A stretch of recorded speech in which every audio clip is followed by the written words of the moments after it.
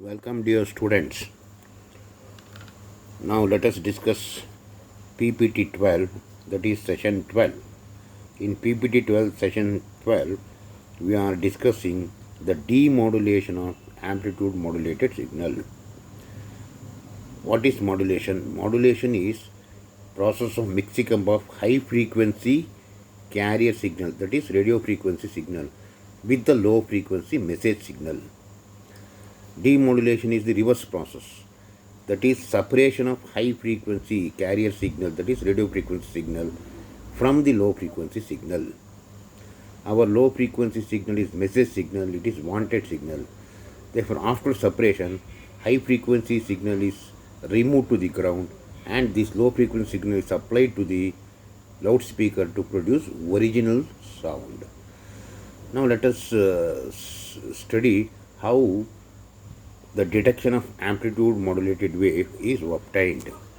That is, from the amplitude modulated wave, we can separate our message signal from carrier signal.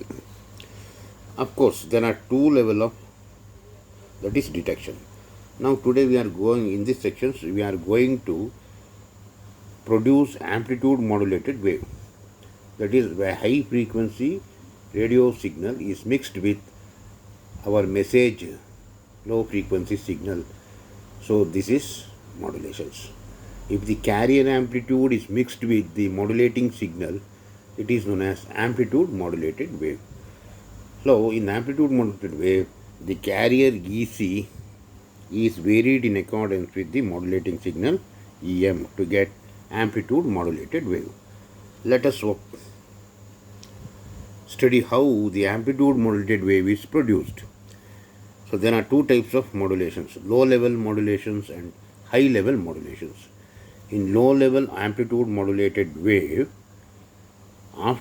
after modulated, you need an amplifier to increase the power level of the amplitude modulated wave before applied to the transmitting antenna.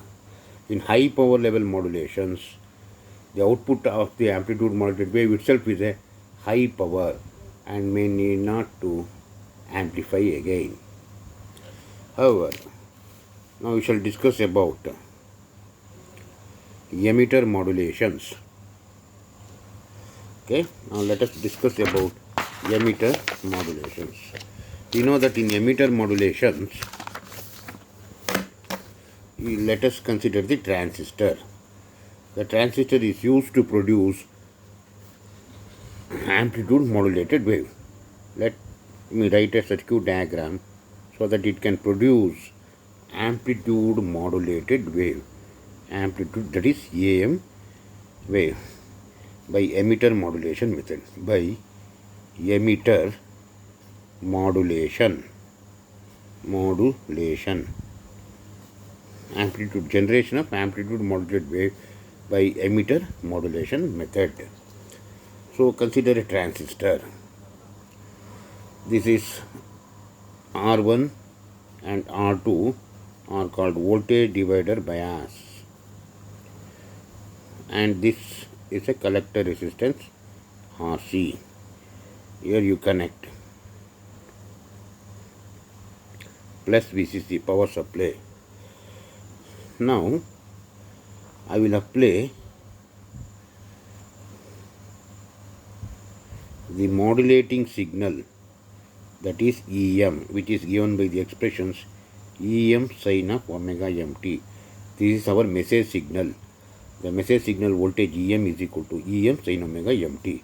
So this is our message signal. The message signal is applied to the emitter and therefore it is called emitter modulator. Now let us apply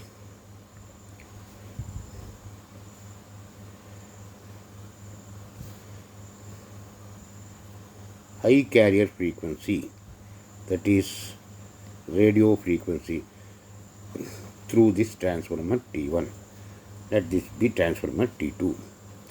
Now let us apply the carrier signal EC, which is given by EC sin of omega ct.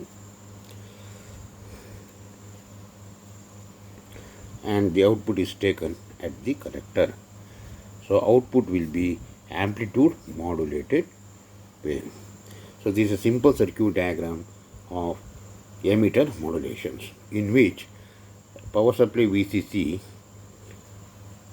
divides the voltage across R1 and R2. The voltage across R2 makes this base emitter junction forward bias and collector emitter junction reverse bias.